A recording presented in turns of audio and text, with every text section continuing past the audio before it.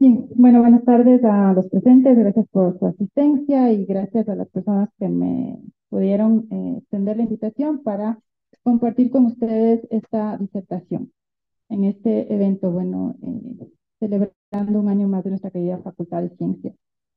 El uso de la teledetección en estudios medioambientales. Si bien desde un inicio habíamos considerado enfocarlo eh, a una microcuenca, pero la aplicación va más allá de eso, va más allá desde el punto de vista donde yo lo quiero direccionar. Digamos,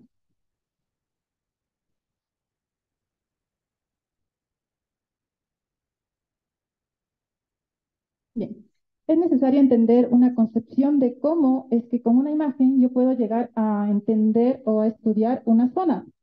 ¿Sí? Y todo eso parte desde el principio físico de la naturaleza humana, que es el ojo. Como nosotros vemos en la parte superior, tenemos un ojo, internamente el ojo lo que tiene es un sensor multiespectral en RGB, porque ve una combinación de colores que se basa en el rojo, el verde y el azul. Y basado en eso es que se logran hacer estos sensores que se logran montar en una cámara fotográfica, que se logran montar en un RPAS, que sería lo que ustedes conocen como drones. Si se monta en una plataforma satelital, pues estamos hablando de sensores remotos satelitales. Entonces, de esta manera, nosotros fundamentándonos en la física, en la óptica del ojo humano, logramos tener un sensor que pueda ser capaz de observar, pero ya no solo en RGB, sino de pronto en otros sectores del espectro electromagnético, que es lo que nosotros vemos allá. Dependiendo de esta formita de una onda, que la podríamos representar electrónicamente al espectro electromagnético, podemos ser capaces de tener esa gama de colores en el visible y por otro lado tenemos las microondas y por otro lado tenemos los rayos X yéndonos al otro extremo con longitudes de onda más anchas o longitudes de onda más pequeñas. Entonces, ustedes escucharán, me voy a hacer un rayo X, me voy a sacar un RX. Entonces, son longitudes de onda tan pequeñitas que logran atravesar pues nuestra superficie, sería nuestra molécula. ¿Sí? Y llegan hasta la zona en donde sí esto está más consolidado, son más pequeñitas, pero entonces logran poderse ver los huesos, por ejemplo. Y por otro lado, longitudes de onda mucho más largas, de pico a pico, que nos permiten visibilizar o pasar incluso nubes y poder mirar, digamos, coberturas terrestres. Y también, bueno, señales de radio, frecuencia y demás. Bien, entonces, ¿qué sucede? Que nos valemos del principio de la luz solar y que toda la superficie terrestre, sea cual sea, seamos nosotros, seamos un grupo de vegetación, edificio, carros, todos son capaces de reflejar la luz más o menos que otras. Una vegetación saludable reflejará un poco más, una vegetación enferma un poco menos, y de acuerdo a la forma de esa longitud de onda es que nosotros podemos mirar, podemos saber, a ver, esta vegetación es papa, pero ¿qué papa es? ¿Está enferma? ¿Se quemó? ¿Qué pasó? Entonces, con la ayuda del espectro electromagnético y el análisis de señal. Vamos a la siguiente presentación. Lo que nosotros vemos acá es una mezcla de varias firmas espectrales, que no son nada más y nada menos como una superficie se comporta de acuerdo a la longitud de onda de la luz que le incide. ¿Y cuánto refleja? ¿Cuánto de esa luz que incide es capaz de reflejar? Por ejemplo, si nosotros vemos la forma de una vegetación saludable, vemos que es capaz de reflejar mayor cantidad de luz en el rango de los 0,7 hasta los 1,5 micrómetros. ¿Sí? Y de esa manera nosotros nos enfocamos a ver cómo varía o cómo alguna vegetación está más arriba que otra, refleja menos. Entonces, muchas veces la vegetación que fue sujeta a una quema o que fue sujeta a una helada, entonces tiene una forma de vegetación, porque es vegetación, pero ya no tendrá esa vigorosidad de una vegetación saludable. O si estamos estudiando un conjunto de firmas espectrales de maíz y un sector fue el quemado, otro sector fue, bueno, devastado por una inundación, otro sector fue sujeto a una helada, probablemente tenga una firma espectral muy similar, pero en algunos casos baja reflectividad en otros casos se comporta de una manera diferente. De esa manera podemos diferenciar la superficie. Por otro lado, miren que una firma espectral del agua tiene este comportamiento en esta longitud de onda mucho más corta y tiene poca reflectividad. ¿Nosotros podemos estudiar agua? Claro que sí, podemos estudiar agua, aire y suelo, pero el proceso que se le da a una imagen es muy diferente de acuerdo a cada uno de los objetos de estudio. Vamos a la siguiente.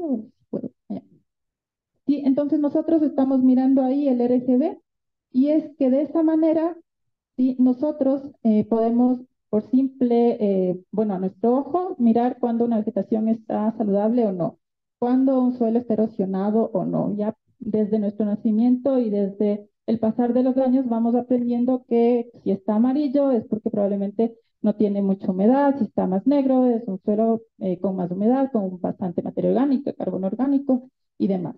Entonces, de esa manera, ya nosotros, pero un sensor es capaz de mirar más allá de lo que ven nuestros ojos, dependiendo de la tecnología. Nosotros tenemos aquí entonces una concepción del RGB y lo que vemos luego, ¿sí? Un falso color que nosotros, digamos, que no estamos mirando solo en RGB, estamos mirando infrarrojo cercano, SWIR y demás, pero nosotros para poder mirar en un software le decimos que lo que es SWIR, que lo que es infrarrojo cercano, que es térmico, le doy un color azul, un verde y un rojo. De esa manera, con nuestro sensor multiespectral, somos capaces de nosotros como técnicos poder discriminar la superficie, ya sea o una imagen, ¿no? Ya sea de agua, de superficie terrestre o de la columna atmosférica. Nosotros tenemos aquí varias resoluciones, ¿no? Pero primero tenemos una espacial. La espacial se puede relacionar cuando nosotros decimos, tengo una cámara de 8 megapíxeles, tengo una cámara de 80 megapíxeles y demás, ¿no es cierto? Entonces, espacial es la capacidad que nosotros tenemos en un píxel de poder tener ese detalle, ¿sí? Entonces, se puede relacionar, digamos, un píxel de 10 por 10.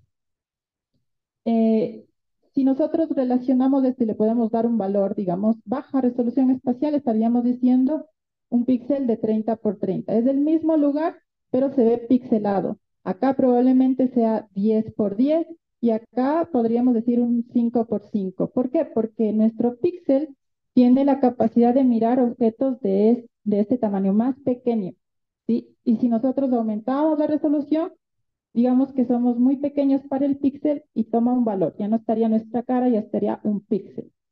¿Sí? Aumentamos resolución espacial, nuestra cara se representa en unos 10 píxeles.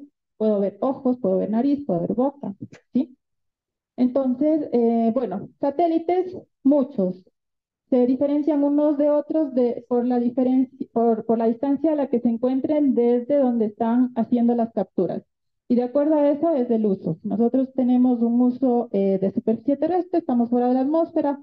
Bien, pero si queremos irnos a hacer un análisis de climatología, la órbita en donde está el satélite estará mucho más lejos de la columna atmosférica y las resoluciones van incrementando. Mientras más nos alejamos, es como tener una linterna y nosotros nos alejamos y vemos que tenemos ese panorama, esa huella mucho más grande. Pero el detalle que somos capaces de ver, ese es mucho menor. Eso es lo que tiene la relación con respecto a la resolución espacial. Ahora tenemos resolución temporal, esta tiene que ver, en cambio, con el tiempo de revisita. Pasa el satélite, lanza Sentinel hoy y de ahí vuelve a pasar en 2 semanas y de ahí vuelve a pasar en un mes. Y eso es muy importante cuando yo quiero hacer un estudio de secuencia, ¿sí? Y luego, bueno, tenemos algunas misiones y he puesto estas porque son las que son de libre acceso. Y es que ustedes pueden descargarse misiones gratuitamente desde la USGS para Landsat y Landsat 1 se lanzó desde el 72 y actualmente tenemos desde el 2021 Landsat 9. ¿Sí? Por otro lado, tenemos la constelación de satélites Sentinel gracias al programa europeo Copérnicus. Tenemos la posibilidad de descargar todas estas imágenes de todos estos satélites de forma gratuita y lo mejor de esto es que tienen alta resolución espacial. Para estudios terrestres con sensores ópticos estamos usando Sentinel-2. Aparte, ponen a nuestra disposición un software libre que nosotros utilizamos aquí en sensores remotos para los estudiantes de ingeniería ambiental, que es SNAP. ¿Sí? Una de las primeras misiones es Sentinel-1, que es radar. Entonces, esta la utilizamos porque como la longitud de onda es mucho mayor, es capaz de pasar las moléculas de agua haciendo que éstas no le interfieran en la señal y pudiendo mirar toda la superficie terrestre. También la estamos analizando con los chicos para estudiar, por ejemplo, inundaciones. Sentinel-2, en cambio, esta es una misión que tiene sensores ópticos y con esta tenemos resoluciones de hasta 10 metros. Muy útil para estudios ambientales y podemos utilizarla a partir del 2016. Están disponibles para libre acceso. Luego Sentinel-3, si tenemos ya el objetivo de hacer un estudio de zonas costeras continentales, tenemos una resolución espacial un poquito menor, pero está direccionada para ese aspecto. ¿Cuáles son las aplicaciones? Desde la agricultura, la forestería, el suelo, los recursos en agua, superficies terrestres, geociencias, ambiente, aplicaciones oceánicas y también el manejo de los desastres. Entonces, todas estas nosotros estamos explorando dentro de sensores remotos en quinto semestre para ingeniería ambiental. Acá vemos un ejemplo claro de desastres, ¿no? De lo que sucedió gracias a una erupción volcánica y cómo esto va afectando. ¿Qué es lo que se ve? Zonas quemadas. Y cómo se logran divisar gracias al cambio abrupto que tiene la vegetación con respecto al sector cuando existe una quema. Desastres naturales, como vemos aquí, una inundación. Lo que acá era zonas pobladas, por efecto de la inundación bueno, se inundó todo este sector y se puede cuantificar los daños. ¿Sí? La deforestación, como los chicos están haciendo mucho y les gusta esta parte, y cómo cambia. ¿Cómo cambia la frontera agrícola? ¿Cómo cambia el uso de suelo? ¿Cómo cambia hace un momento se hizo una suplantación del cultivo o la vegetación endémica y se puso otra y empezó a cambiar las condiciones? Y eso puede generar que se pueda, bueno, eso puede hacer que se pueda mirar todos esos patrones de cambio, porque antes tenía una secuencia natural y después, gracias a las actividades, vienen a ir asomando estos parches que son los que nosotros podemos identificar con las imágenes. Inundaciones con Sentinel-1, ¿sí? Eso es lo que se puede hacer mucho, gracias a que con Sentinel-1 lo que se hace es se tiene el sensor y mide las distancias gracias a la relación que hay con la velocidad de la luz, considerando el tiempo que demora la señal en incidir y luego en ser reflejada. Y gracias a eso se pueden hacer estudios de modelos digitales de elevación y gracias a los rebotes de las señales identificar dónde están las inundaciones. Eso es algo que están haciendo ahorita justamente los chicos en quinto semestre de ingeniería ambiental, unos chicos que están estudiando una zona de Japón que está inundándose así como Venecia cada año cierta cantidad.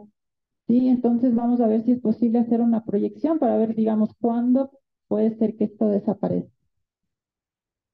Sí, acá vemos igual inundaciones, se puede cuantificar los daños y también muy útil poder estudiar el hielo, los glaciares, cómo los vamos perdiendo y muchas veces esto puede ser aplicado a las erupciones volcánicas, a las reactivaciones de los volcanes, puesto que donde era glaciar, ya ahora ya solamente tenemos suelo desnudo.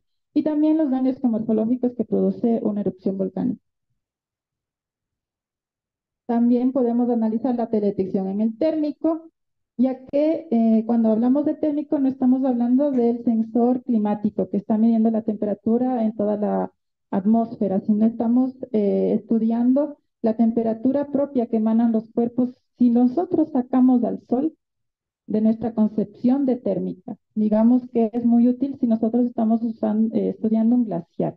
¿Por qué? Porque muchas veces se tiene en el óptico, por ejemplo, un índice de nieve, sí, pero es lo que vemos nosotros. Pero ¿qué pasa con el térmico? Muchas veces parece que es tierra, pero no sé si ustedes han visto cuando Baltasar Uzca saca su columna o su bloque de hielo, pero tiene tierra encima, no es que le saca, él pica donde aparentemente es tierra, pero es glaciar. Entonces eso es lo que se puede ver. ¿Por qué? Porque las estructuras que son tan grandes emanan su propia energía y es capaz, bueno, esto me da la posibilidad a mí de poder identificar o hacer componentes principales y ver que todo esto es algo. Luego en campo voy a ver qué es, ¿no es cierto? Las componentes atmosféricas, algo que hemos empezado y nos hemos lanzado sería hacer en este semestre con un grupo de chicos que ahora ya vamos a estudiar la calidad del aire con sensores remotos. Antes sabíamos que se podía hacer, ahora vemos que sí se puede hacer y vamos a ver hasta dónde podemos llegar con eso. Estudios de teledetección en vegetación. Entonces, como les había dicho, dependiendo de la vegetación, del cultivo, de la superficie, nosotros tenemos nuestra firma. A esa que tiene ruido, hay que procesarla y dejar una firma normal. Pero aparte, gracias a muchos años de análisis, nosotros podemos encontrar parámetros biofísicos también. ¿Cuál es, por ejemplo, la clorofila, el índice de hoja verde, la fracción de cobertura vegetal, el contenido de agua en las hojas y la fracción de radiación que las plantas son capaces de absorber y que esa es justamente la que utilizan en su proceso fotosintético? Entonces, todo esto está concentrado en uno de los módulos de SNAP y que nosotros sí estamos utilizando en el día a día en nuestras clases prácticas. Entonces nos permiten a nosotros obtener análisis de qué cantidad de vegetación hay en la zona de estudio, ¿sí? ¿Qué cantidad en un suelo de estudio, cuánto porcentaje de ese suelo es vegetación y cuánta vegetación es hoja verde? Y de una plantación de tantas hectáreas de plantación, de eso, ¿cuánto es hoja verde también? ¿Sí? Eso es justamente lo que les decía, hace cover, fracción de cobertura vegetal. ¿Sí? Un 15% quiere decir que en todo este suelo únicamente el 15% es vegetación. Y acá sería ya un 100%. Los de NDVI, ¿sí? Gracias a que ya sabemos en qué parte del espectro electromagnético está la vegetación y cómo se comporta, el NDVI ha resultado muy importante porque justamente cuando la vegetación sufre cambios o se ve afectada, hay cambios en esta zona, en la del infrarrojo y la del rojo. Entonces, lo que se hace, ya sea con el NDVI o cualquier índice o el índice que ustedes mismos, por eso les digo a los chicos, muchas veces nosotros podríamos generar nuestro propio índice, es poder mirar en dónde está variando la superficie y poder hacer nuestro propio índice. Entonces, ¿qué sucede? Que el NDVI es capaz de reflejar en el NIR aproximadamente el 50% en una vegetación saludable y en el red alrededor del 8%. Pero ¿qué pasa cuando esta no es tan saludable? Entonces, baja el nivel de reflectividad hasta un 40% y un 30% en el red. ¿Y qué es lo que vemos? Algo de esta manera, algo un poco café, un poco, bueno, no como el verde vigoroso que lo tenemos en una vegetación saludable, ¿sí?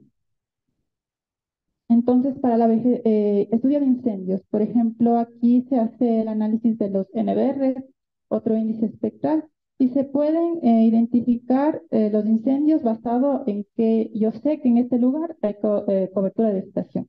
Pero si ese lugar abruptamente sufre un cambio y ahora ya bajó, entonces ese es un foco de incendio. Y más cuando sabemos que existen unos incendios forestales con fecha. Entonces, por eso algunos de los chicos también están estudiando cuándo, cómo estuvo antes la vegetación, qué le pasó luego de la quema y conforme pasa el tiempo, cómo se ha ido recuperando. También podemos estudiar agricultura. ¿Por qué? Porque podemos diferenciar de acuerdo a LAI diferentes tipos de cultura, de agricultura. Entonces, acá arroz, acá papa, acá batata y etcétera. ¿Sí? Ahora, pero también analizamos el entorno acuático y eso es lo que nos hace estar un poquito más adelante de lo natural o lo que se usa en el día a día, que es la parte de las superficies. Nosotros estamos un poquito más adelante como Spot, como carrera también, porque analizamos agua. ¿Agua por qué? Porque ustedes hacen mucho monitoreo de agua. Pero ¿por qué solamente tengo puntos y no llevo estos puntos a toda la distribución espacial? Ustedes lo están haciendo y han sido beneficiarios de tesis del SPOT y tesis de otras instituciones que se limitaron a hacer estudios de agua en puntos específicos. Ustedes usaron esas muestras para poder llevar los resultados a toda la zona y una vez que validan un modelo de corrección, llevarlo en la línea del tiempo y ver cómo esa laguna se ha ido contaminando. ¿Sí? Entonces, algunos de los parámetros que ustedes dicen o dirán, yo no quiero usar muchos sensores remotos porque me gusta el campo, pero es que el campo es parte de lo que se hace en sensores remotos, porque uno puede hacer mucho desde el computador, pero a veces todo lo que yo identifico como azul, como gris, como tomate, tengo que verificar qué es eso en campo, ¿sí? Y cuando yo tengo un valor de X, entonces también tengo que saber cómo esto puedo relacionar con lo que yo estoy observando en las imágenes satelitales. Entonces, para estudios de agua, en SNAP nosotros tenemos un módulo de corrección atmosférica para agua. Lo que sucede es que el agua, como se había visto al inicio de la presentación, tiene una señal bien bajita. ¿Sí? Y si la señal de reflectancia es muy bajita y tenemos una gran columna atmosférica con un montón de nubes, en especial para nuestra zona de estudio, necesitamos una corrección distinta que nos permita minimizar el efecto de los aerosoles y demás. Entonces, de esa manera se tiene a disposición tres modelos de corrección atmosférica para aguas que se basan en un amplio monitoreo de campo y que se han concentrado en tres. Lo que sucede es que, ¿cómo estudiamos agua con sensores remotos? ¿Qué sucede? Que el agua, digamos, ustedes saben, tiene mucha clorofila, está más verde. Y eso es capaz de identificarse en un sensor y demás. Si tiene contaminación y demás, la luz ya no atravesará tan al fondo como en un agua como Atillo, por ejemplo, que es virgen, que no tiene mayor contaminación. Entonces, todo eso se va relacionando.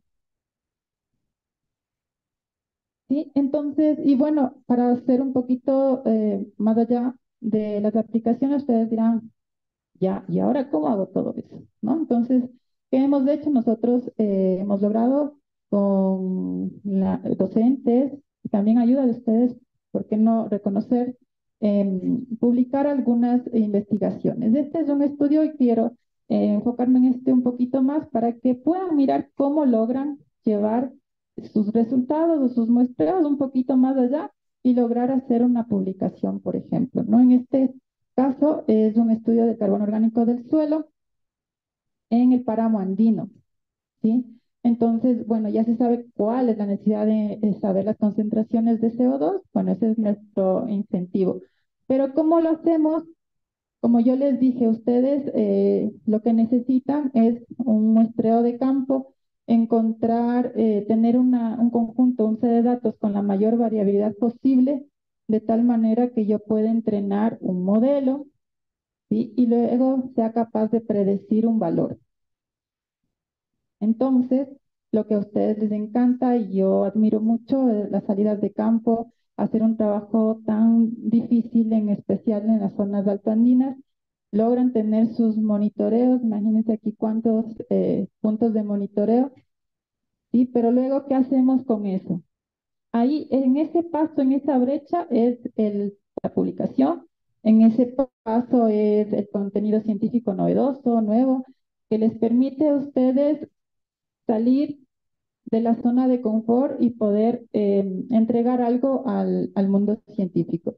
Entonces, ustedes, yo sé que como ambientales tienen un montón de conceptos. Yo sé que si quemo la cobertura, estoy liberando CO2, estoy liberando carbono, ese carbono cuando se convierte en CO2 y demás, lo que sea, ¿no es cierto? Pero si yo soy capaz de ir sacando variables y entrenando un modelo que me permita decir si tengo esta condición, si le quemé, si tengo este índice, si acá hay esta temperatura y demás, el carbono es de este valor, lo mismo podría ser no solo para el carbono, sino para cualquier otra circunstancia. Justamente nosotros estamos investigando ahora carbono en la microcuenca de Atillo, Sogoche y Azipá. Estamos investigando carbono en la parroquia de Quimia y tratando de generar esto, ¿no? El modelo. Por ejemplo, aquí, ¿qué es lo que se hizo? Se tenían las muestras de carbono orgánico del suelo, pero sucede que vemos que en toda esa zona de estudio no es homogénea.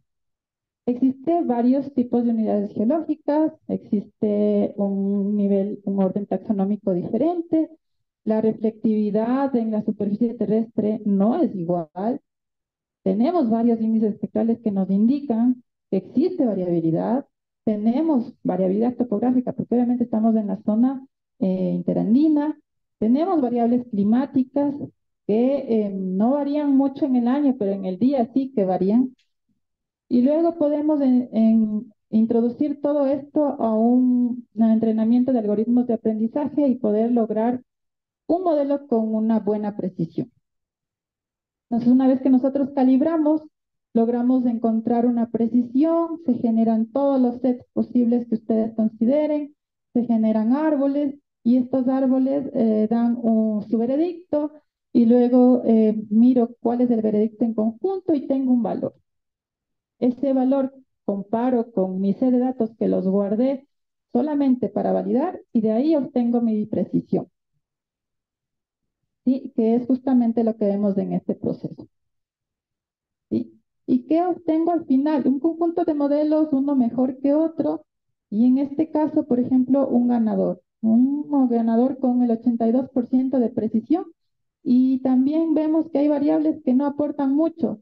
Hay variables que aportan mucho o que están muy conectadas con el nivel de concentración de carbono en los suelos. Y eso es una información muy, muy útil para nosotros que estamos estudiando el entorno ambiental. ¿Sí? Conclusiones, ¿sí? Que se logra tener su modelo y, por ejemplo, a veces sucede que cuando nosotros medimos algo, introducimos un valor matemático y calculamos solamente por convertir unidades, miren, este modelo de 82% pasó a 77%. Justamente eso nos está pasando en un modelo que estamos calibrando ahora.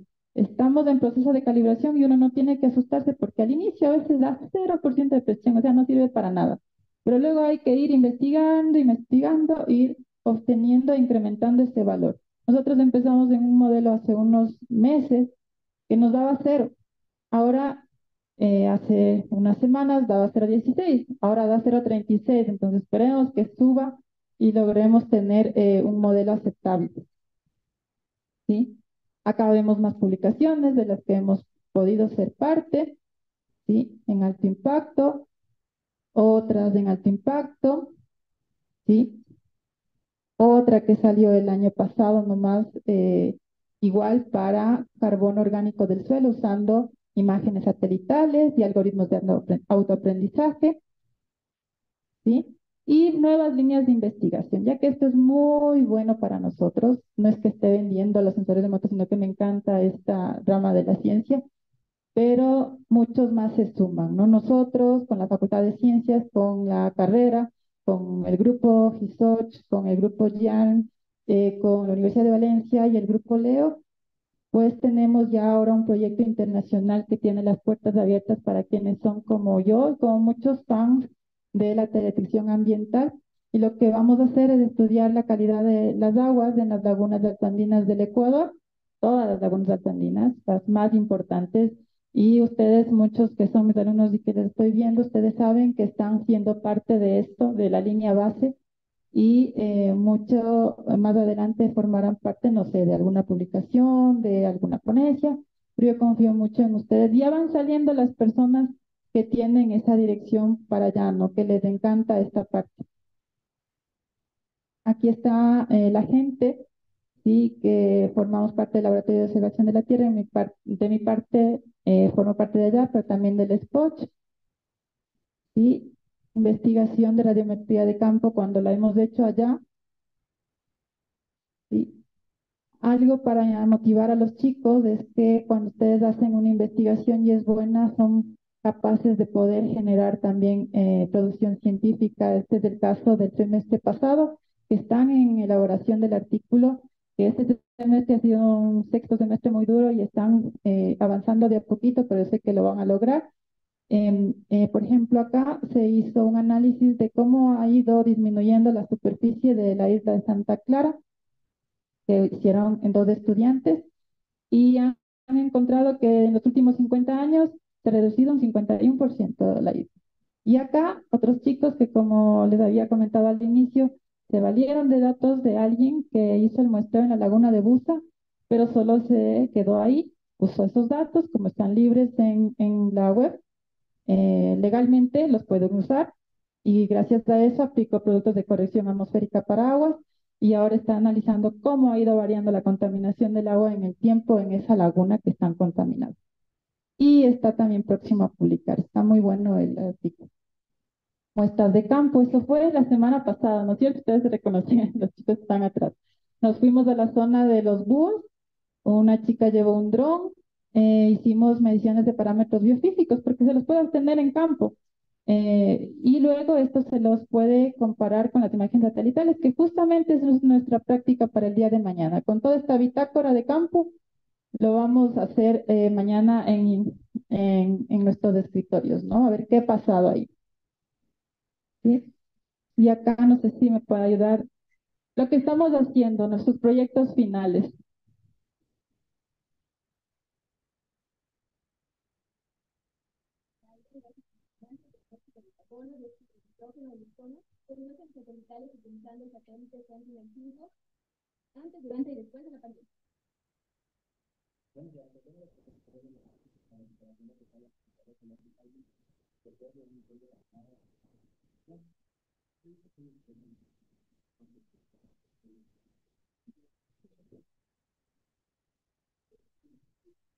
Bueno, no se escuchó muy bien, pero el primer grupo lo que decía es que está analizando la contaminación del aire que se dio antes de la pandemia, en la época de confinamiento y ahora después de la pandemia.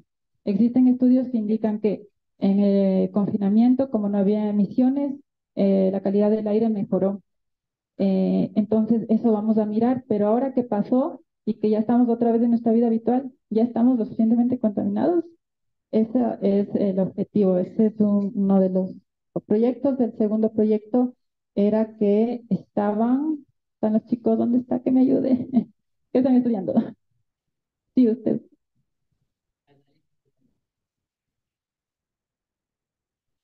Exactamente. ¿Y la compañera de acá abajo? Usted, sí. Us- usted, claro, los dos son. Pero yo fallé. Eso sería. Muchas gracias a ustedes. Si tienen alguna pregunta, aquí estoy.